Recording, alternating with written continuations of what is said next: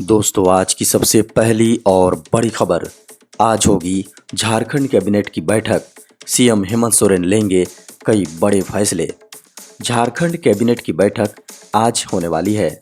शाम 4 बजे सीएम हेमंत सोरेन की अध्यक्षता में झारखंड मंत्रालय में यह बैठक होगी। इसमें मुख्यमंत्री कई अहम फैसलों पर अपनी सहमति दे सकते हैं।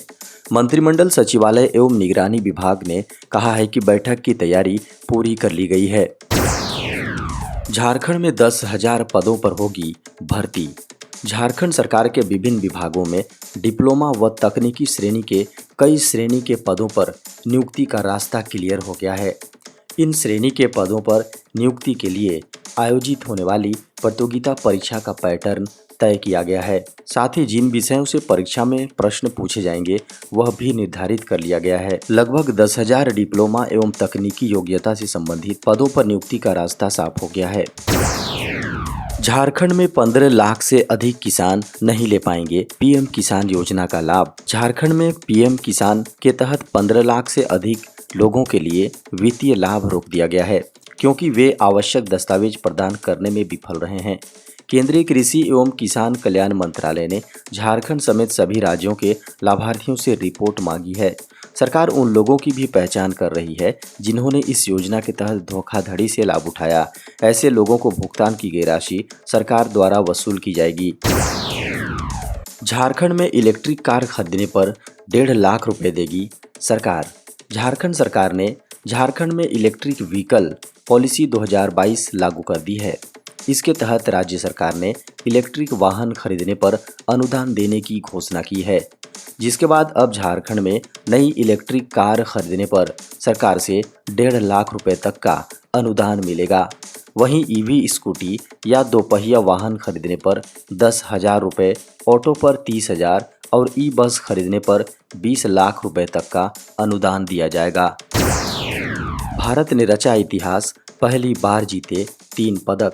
भारत पहली बार 3 पदक अपने नाम करने में सफल रहा। नितेश ने 97 किलोग्राम भार वर्ग और विकास ने 72 किलोग्राम भार वर्ग में कांस्य पदक जीता।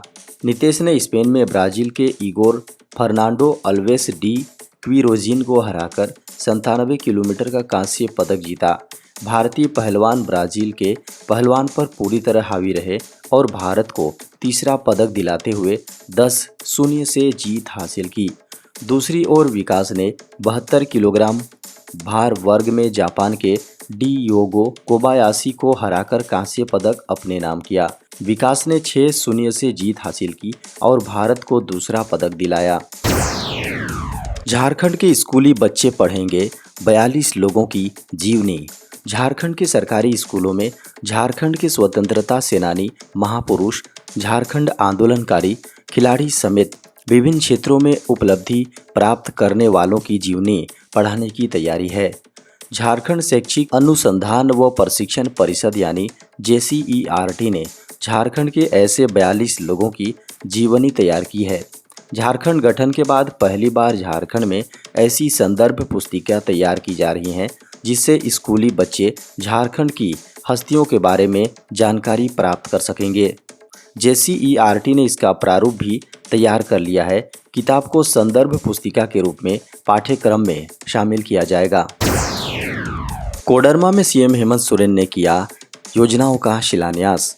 कोडरमा के बागीटाड़ स्टेडियम में आपकी योजना आपकी सरकार आपके द्वार कार्यक्रम में कुल 513 योजना का शिलान्यास और उद्घाटन सीएम हेमंत सोरेन ने किया।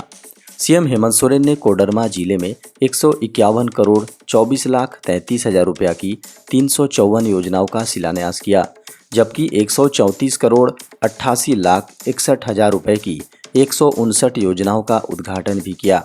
इतना ही नहीं, इस मौके पर 3,377 लाभुकों के बीच 22 करोड़ 98 लाख 23 हजार रुपया की परिसंपत्ति का वितरण भी किया गया। सीएम हेमंत सोरेन ने इस मौके पर सावित्री बाई फुले किशोरी समृद्धि योजना के ऐप की लॉन्चिंग भी की। मुख्यमंत्री ने कहा कि पिछले साल जब इस कार्यक्रम की शुरुआत हुई थी, तब जनप्रतिनिधियों ने इसे जारी रखने की मांग रखी थी। पिछली बार 35 से 40 लाख आवेदन राज्य के 6,000 शिविर के माध्यम से आए और उसका समाधान भी किया गया। सरकार की योजनाओं को गांव-गांव तक पहुंचाने के लिए अधिकारी हर पंचायत, हर गांव पहुंच रहे हैं। आपके दरवाजे पर योजना है, अब आपको उसे अपने घर ले जाना होगा। झारखंड के शहरों को डेवलप करने में खर्च होंगे 5,000 करोड़ रुपए। झारखंड के शहरों के विकास और बुनियादी सुविधाएं उपलब्ध कराने के लिए लगभग 5,230 करोड़ रुपए खर्च किए जाएंगे। इस पर केंद्र सरकार के वित्त विभाग ने अपनी सैद्धांतिक सहमति दे दी है। एशियाई विकास बैंक ने इसमें लगभग 1,280 करोड़ रुपए खर्च करने के लिए करार किया है। शेष 4,000 करोड़ की योजनाओं के क्रियान्वयन पर काम चल रहा है। इसमें 2,800 करोड़ एडीबी खर्च करेगा। शेष 1,200 करोड़ रुपए राज्य सरकार का अंशदान है। एडीबी विश्व के 65 देशों में शहरी विकास में अहम भूमिका निभा रहा है। इसके अनुभवों का भी लाभ झारखंड के शहरी विकास के कार्यों में मिलेगा। झारखंड के लिए यह गौरव की बात है कि देश के चयनित 5 राज्यों में झारखंड को भी एडीबी यानी एशियाई विकास बैंक का स्ट्रेटेजिक पार्टनर बनाया गया है। देश में कोरोना के 2 नए संक्रामक वेरिएंट की एंट्री। देश में फिर कोरोना के मामलों में वृद्धि देखने को मिली है। केंद्रीय स्वास्थ्य मंत्रालय के आंकड़ों के अनुसार पिछले 24 घंटे में देश में 1,946 नए मामले सामने आए हैं। महाराष्ट्र, केरल, मध्य प्रदेश, उत्तर प्रदेश, दिल्ली, झारखंड, कर्नाटक, पश्चिम बंगाल, मणिपुर और जम्मू कश्मीर जैसे राज्यों में कोरोना के मामले बढ़ते हुए देखे जा रहे हैं। हाल ही में महाराष्ट्र में कोरोना के नए XBB वेरिएंट के 18 मामले भी देखने को मिले हैं। इसको देखते हुए वहां पर एडवाइजरी जारी की गई है। ओमिक्रॉन के सब वेरिएंट BA.7 और BA.5.1.7 ने भी भारत में एंट्री ली है, जिसके बारे में गुजरात बायोटेक्नोलॉजी रिसर्च सेंटर द्वारा जानकारी दी गई थी। अगले शैक्षणिक सत्र से CBSE के सभी स्कूलों में होगी बाल बाटिका। केंद्रीय शिक्षा मंत्री धर्मेंद्र प्रधान ने बच्चों के समग्र एवं सर्वांगीण विकास के लिए बुनियादी शिक्षा के महत्व को रेखांकित करते हुए गुरुवार को कहा कि अगले शैक्षणिक वर्ष से केंद्रीय माध्यमिक शिक्षा बोर्ड यानी CBSE से संबद्ध सभी विद्यालयों में बाल बाटिका से पढ़ाई शुरू की जाएगी। प्रधान ने देश के 50 केंद्रीय विद्यालयों में पायलट परियोजना के आधार पर बाल बाटिका 1 की शुरुआत करते हुए उक्त बातें कहीं। शिक्षा मंत्री ने कहा, अभी देश के हर प्रांत में स्थित कुल 50 केंद्रीय विद्यालयों में पायलट प्रारूप में बाल बाटिका की शुरुआत की जा रही है।